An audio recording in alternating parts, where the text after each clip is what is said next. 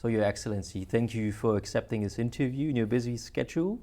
I'm really delighted to have you here today and to be talking about UNESCO, about Master Jin Kong's involvement here, how the office started, and you, from your background of diplomatic service, can bring in your expertise for promoting peace, tradition, and culture. And I'm really looking forward to hear your memories of Master Jin Kong.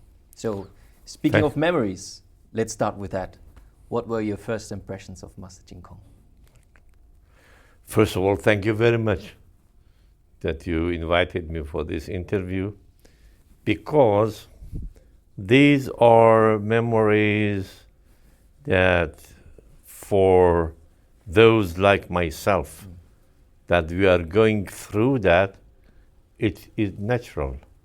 But in the term of history, for the future, it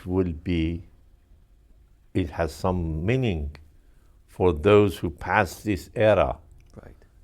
And therefore, and you will forgive me that I feel, because, of course, I was a diplomat and I was engaged in international institutions like UNESCO and Geneva and United Nations, but basically I am a university man, I am an academic, and therefore I didn't prepare myself, therefore I will talk freely. Of course. Then you are free to take it, to cut it, to whatever you want. Master Jin Kong. Let me tell you a point before that, if you allow me. Please go ahead. That one point that all the time was occupying my mind here in UNESCO or in Geneva, that we talk wonderful ideas in the form of resolution, conventions, task force, working group, documents in this room 1 and the executive board. Wonderful concepts are developed, but if you give those documents to ordinary people, not illiterate people, no, even if you give them to some professors of universities who are teaching in Scotland or in Japan, they don't understand it, because it is a technical UN material, needs to be explained and discovered, and because these institutions are intergovernmental, there are lots of corners that they try to mention things to make it balance and political thing and all of this. Therefore, all of these bunches of wonderful documents, which is produced here, if you put it for free in bookshops, people don't like to read it. Therefore, all the time, when we had discussion of creating peace or culture of peace, which Federico Mayor in 2000 and 2001 explained, of dialogue of cultures and civilization, that President Khatami of my country suggested to UN, and myself were very active on that, or many other wonderful ideas in this house. Our problem was that, okay, in this room 1, we talk long, we decide, we challenge each other, but try to find the neat text, but then they are buried. And it is not distributed, it is not used in the grassroots of people. And even in the young generation, in the students of universities who are writing theses, things like that. So the first thing that Master Ching Kong's presence grasped me is that he was educated in high level of Confucianism, Taoism, Buddhism, in a high level classical and theological way and philosophical, but he was able to live it, to live the concepts. And through his living, he was successful to bring it to grassroots people. Yeah. This was the neglected point that we were looking here. Beside this room that you are making this interview, we have room 5 Right. On the top, which is for protocol. The first time that he gathered, he invited me and some other ambassadors and UNESCO Director General for lunch on a round table. I was lucky to sit beside him, and he used to talk on a very low level of voice, and his interpreter was the only one who understood. And then we used to ask him. I remember first I told him that, Master, the topics that you are talking about in my culture, which is Persian culture, mysticism and Sufism, are discussed in another way and are mentioned. I mentioned some examples, and he tried to expand it, to explain it, and it was for that. It was an experience that I got the point that why he is successful to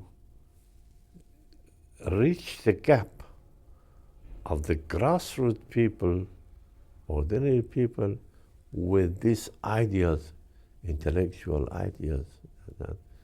And that was through, in fact, he was narrating the story of a peaceful living. He was living as he wants people to live. And so this was the key point. This was the bound we need to that. He used to put simple, difficult and complicated matters in very, very simple wording.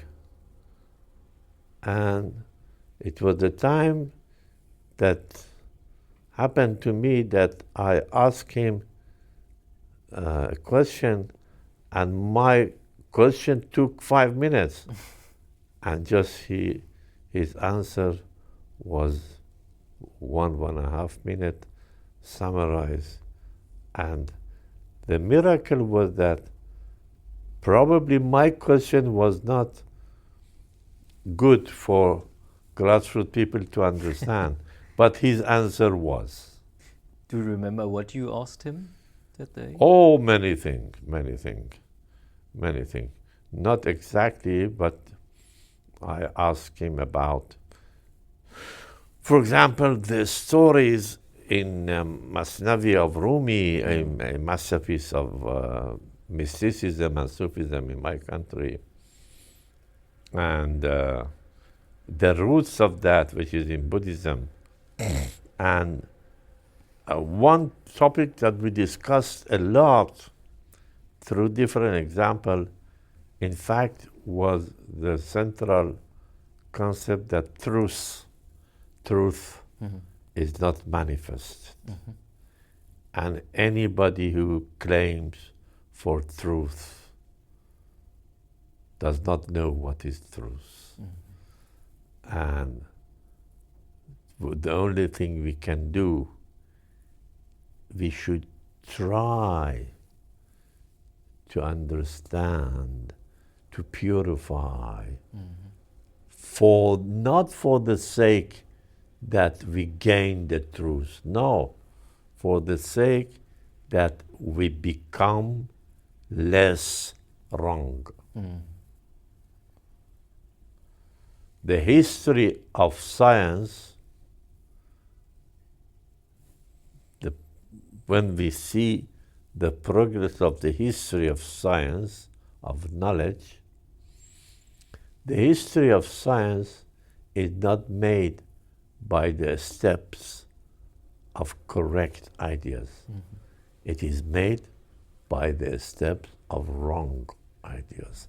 And each step after one step was to make that wrongness a little less. So the whole of our attempt is to become less wrong. Therefore, we cannot claim for truth. Only through purification that we can try to pave this way. And this is a way that what I learned from this teaching is that this way is not to reach in the life. This way is for being paved. Paving the way is the game, is the aim and game. Not reaching, because if you reach, then you will be stopped. Your mission is finished. But this vision of searching for truth, to be less wrong, is an stopless mission. But isn't that the ultimate goal or the ultimate concern of religious teachings, to reach that truth, what you talked about? Isn't that for the Christians to reach heaven, or for the Buddhists to reach the Pure Land, or for the Islam or the Muslim community, other ways of reaching that sort of, in Buddhist terms, maybe enlightenment or awakening? So when you say that we are on a path, it sounds like that we remain on that path forever. But isn't the path itself also a guiding way towards the end, that meaning towards finishing the missions or the tasks that we were given for our life? There is a very delicate matter here. Yes, the path itself has substance, will purify you. But there is no reaching point that you stop there. When you stop there, you are dead. Okay, when we finish this life, for Pure Land in Buddhism, for example, yes, that is a land that we know summarized knowledge about it, but we don't know exactly, we cannot analyze that. Right. But that is something that we finish this strive here. But here, never we stop. Right. Never we sit down. We just go. Therefore, no, we cannot. Claiming to reach the truth is very dangerous. It's very dangerous, because there is no guarantee that what we call it truth is not an illusion. There is no guarantee. Right. Many of those extremists in this world of different religions who kill people, they think that they have gained the truth. This is very dangerous. Right. So you would know, you say- faith, Right. faith for truth could be very dangerous. Definitely. Because when you are faithful to something, you don't think of it anymore. You don't analyze it anymore. You think, okay, you gain the truth is in your hand. Yeah. Anybody who claims that the truth in his hand, I'm afraid of him. Yeah. It's dangerous. But on the other hand, if you say no, the truth is beyond the capacity Of the human of mind. my touch, of my touch. In the first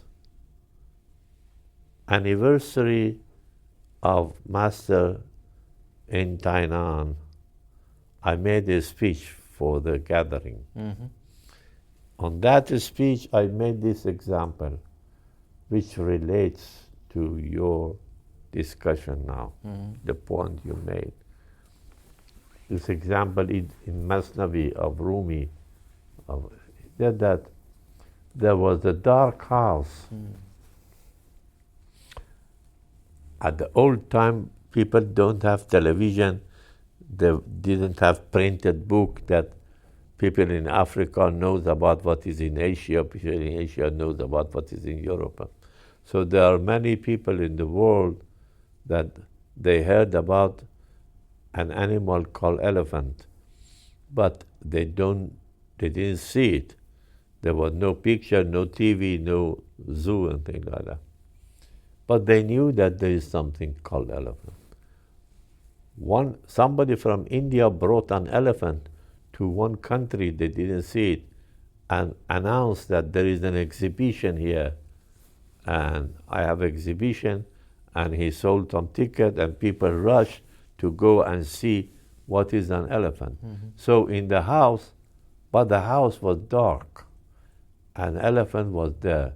They entered the dark house, the huge rush, the huge amount of people, they came, they rushed to see what is elephant. But the house was dark. And what they could do is to touch. What is that? Someone touched the trunk of the elephant and shouted to the others, "Oh, I found out," it was in the dark. "I found out, elephant is like a water pipe." And the other one who touched the leg, he said, no, he's wrong. It's like a big column of a temple. And somebody who touched the ear said, no, both are wrong. It is a fan, like a fan that. Somebody who touched the top said, no, it is a bed. You can lay down. So everybody touched part of elephant, and he claimed.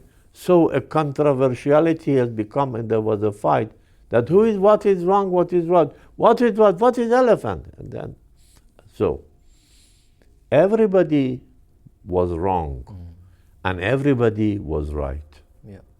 Both. They were right. It was a water pipe, and he was wrong, because yes, it was like a water pipe, but not the totality of that. So, and then Rumi suggests that to put an end to this fight, it is enough that a wise man from that village bring a candle inside the room. Then suddenly all will realize that they were wrong and they were right. That light of illumination, enlightenment, is that. But even if you bring that candle in one corner to see the elephant, then still there are other rooms, dark, with other entities. And this is the reason that your strive to be purified, to be taught. And this is the reason that in Buddhism, in Islam, in Christianity, you need all the time to repeat chanting, all the time to repeat it, because it is an endless process. Therefore, I summarize that. I have a lot to talk about that, but even especially from the history of science, I can mention a lot to you, but it is not. This is not the scientific forum. But what I want to say, to summarize, is that anybody who claims for truth is dangerous. I'm afraid. And therefore, what we have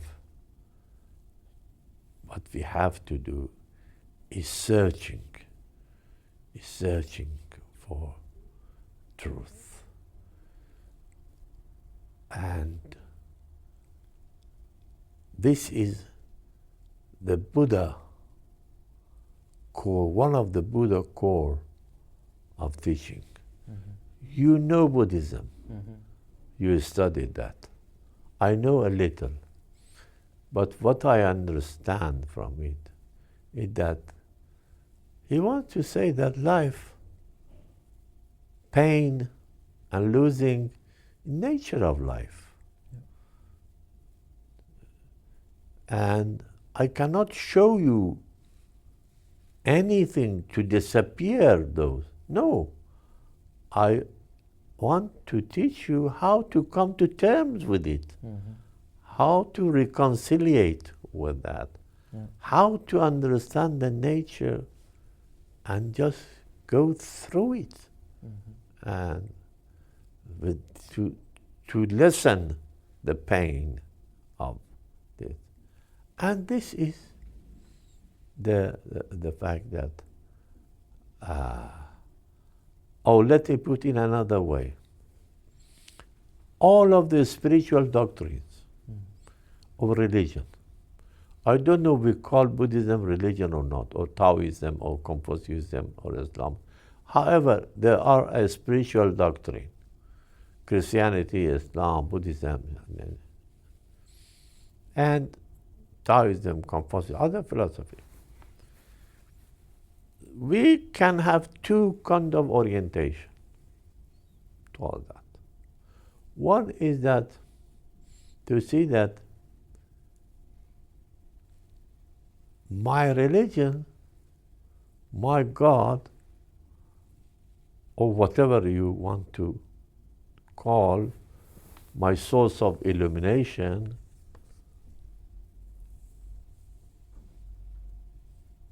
is telling me that I know things. I know what is right and what is wrong. So, one interpretation of religion, or for example, as I am a Muslim, said that by it, I know what is right and what is wrong. So I know. The key word is that now that I am educated by this religion, I know. I know the world. I know how the world works. I know how God's hand works in the universe. I know in quote unquote. This is one understanding.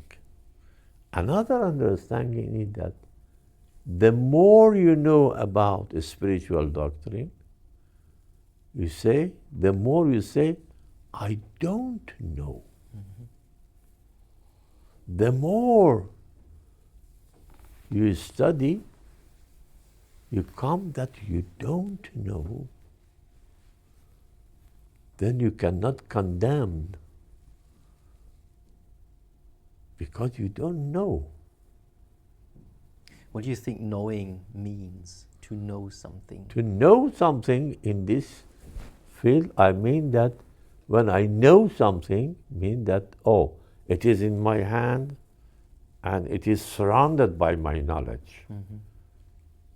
But when you say, I don't know, mean that my instrument of understanding that reality is like my palm. My palm is this amount. And the totality of elephant is much bigger than my palm. But my instrument is my palm to touch it. Right. It is much bigger than this. Mm-hmm. Therefore, this cannot embrace the totality of that. Yeah. When I say I know, in fact, you are shrinking the whole element to the size of your palm. Mm-hmm. But when you say I don't know, you are recognizing the limited size of your palm and the totality that you cannot understand with this instrument. You need another instrument, and that is the light. Light. And light has a special nature, as you know in physics. From my understanding, listening to you, the more you know, the more you understand the complexity of life, I would Yes. suppose. So You will become more humble. Yes, you become more humble. You understand that things are not as easy as it are maybe written in books or written in some scriptures. There is Right? there is a famous quotation of Socrates. He says that, if I can translate it in English, the original is in Greek. He said that if I were not afraid that the people of Athens accuse me that Socrates is claiming a big claim, if I were not afraid that I am accused to make a big claim, a much big claim, I would have said that I know nothing. But this is a very big claim. Right. When you say I know nothing, if Socrates say I know nothing, in the highest rank of knowing, you understand that, oh, you see your limitation. Right. This is the reason that Master Ching Kung, by his manner of behavior, not wording, but his manner of attaching people, heart of people, he was telling them that, okay, whatever you are respected by me, whatever you are, but you can be better. Never create expectation of putting truth in his hand. Right. No. Truth is not manifest. We Right. cannot. Yeah. Let me a little change the spiritual teaching to a philosophical teaching. One famous philosopher of science, Karl Popper, he said that all politicians, all leaders who just invite people and make this expectation to lead them to heaven, to create the life heaven for them, they create hell for them. So a good politician is not somebody who wants to make a heaven or pure land on this life. But he wants to a little lessen the pain of the people. And this is exactly what Buddha wants to say. Master Ching Kung, art. He was an artist for me. By the way, he was an artist. He was calligraphy. Yes. But even his way of talking was an art. His way of getting in touch with was an art. As an artist, he, without claiming, he used to teach us that we understand that we need this man. And you see that his breath, this is a secret, I believe, that breath has some effect. His breath brought the people, do you see? It's still coming. I am member, Ahmad was, and many people. Maybe that was his charismatic nature, his way, as you described it, his artistic way of charismatic speaking. nature. Charismatic nature, yeah. Bringing people together, working towards a common goal. But in charismatic, this charisma is not a political charisma or revolution. No. This charisma is that just tell you that, okay, don't claim too much. Just be humble and listen. Right. You have a long way to go. Long way to go. Now, how did he bring these teachings, this understanding of being humble, of not trying to claim the truth? How do you think did he brought this to the UNESCO and facilitated interfaith, intercultural dialogue? In fact, it is difficult for me to explain how. Of course, he had some colleagues and friends that help to gather the people, but I don't know, I cannot explain. He had some grasping spirit. When you look at him and when you sit beside him, he was not talking complicated things. You know, if you see, I'm not talking about Master now. Right. If you see the prophets, the Christ, Jesus Christ, Muhammad, and things like that, people make complicated philosophical theology of them. But in fact, when you go, he said that people in the villages and things, they used to come around them. They have simple words. Right. Their talking is not complicated. Very simple. But it is difficult to digest. Yeah. Be truthful. This is not a complicated phrase. Don't lie. It is not a complicated. It is very. Everybody understands what is that. The difficulty is that to be like that. To be, to become like that. Right.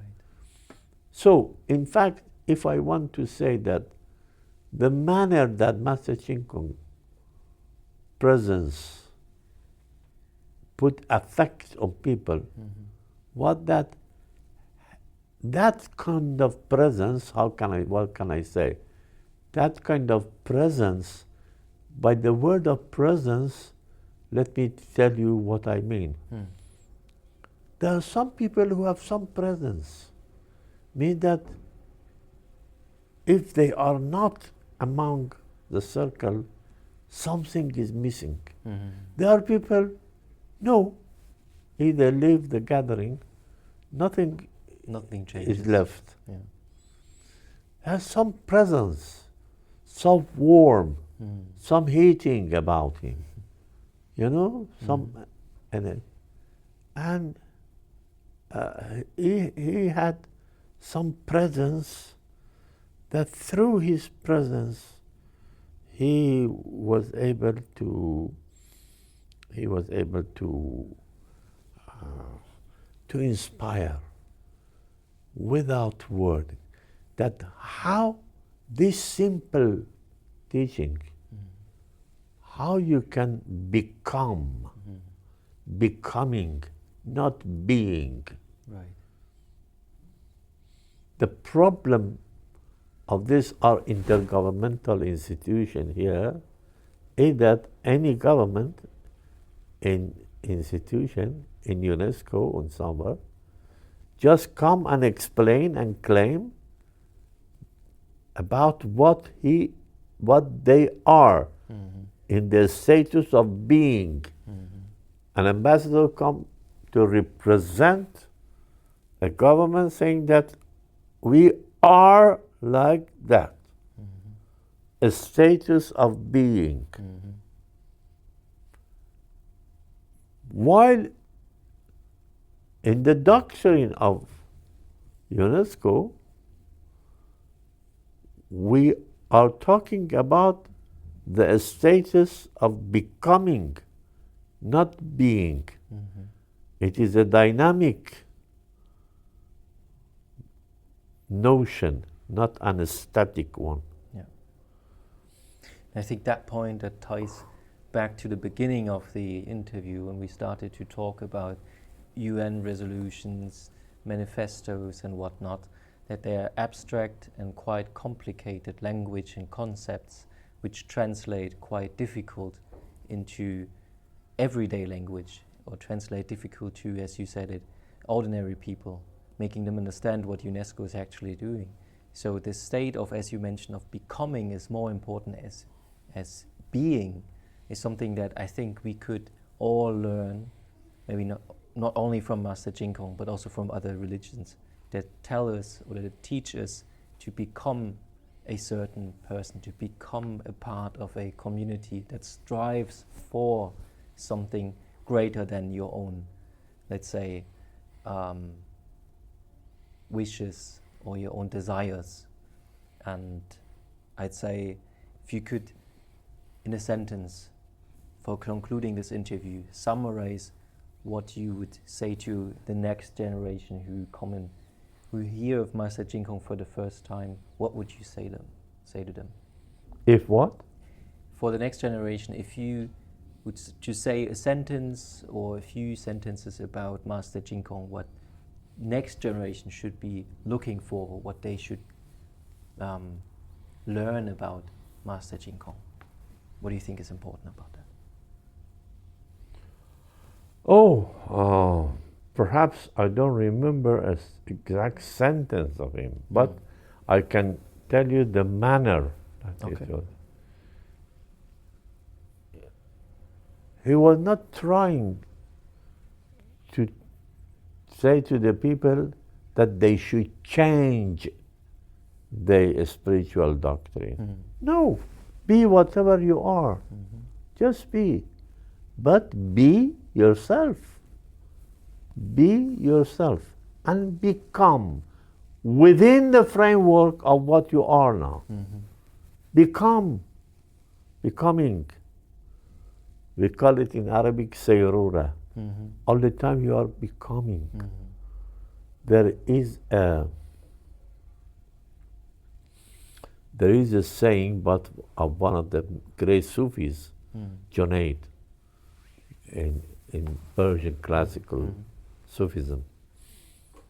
He said that people claim that, a real man will not change his word, will stay on his word. He said that those who stay on their word for 40 years, they are hypocrites. A truthful person will change spiritually 40. They stay 40 days on one word, but a truth man will change 40 times each day. Mean all the time you're becoming. Yeah. The famous example of that Greek philosopher, that you can only swim in a river once. Mm-hmm. The second one that you jump to swim, there is another river because that water has gone. Yeah, it's changed, yes. So if you understand this, then you become humble. You don't claim. Then you can be happy of the spiritual doctrine you have, but never you kill people for that. Because if you think you are truthful, the truth is in your hand and evil is in him. So you kill him. No. You don't own the truth. Nobody owns the truth. Right. So All of us are right to some extent, and all of us are wrong to some extent. That's a perfect ending for the interview. To some extent. Perfect, wonderful. Thank you for Of your course, time. let me tell you that I talked about my impression not from inner circle of Buddhism, because I don't have classic teachings of Buddhism you have. I don't have. But I'm talking about my general impression of the doctrinal, educational doctrine of Master Ching. Right. That's perfect. And really, honestly, heartfully, I miss him. I think we all do. That's also why we convene these. And if somebody tell me that, why do you miss him? This is his book, just read. This is the cassette, just listen. No. I listen. His presence, his warmth. Okay. But Thank you. No worries. But I think he would have told you that instead of missing him, bring his teachings into the world.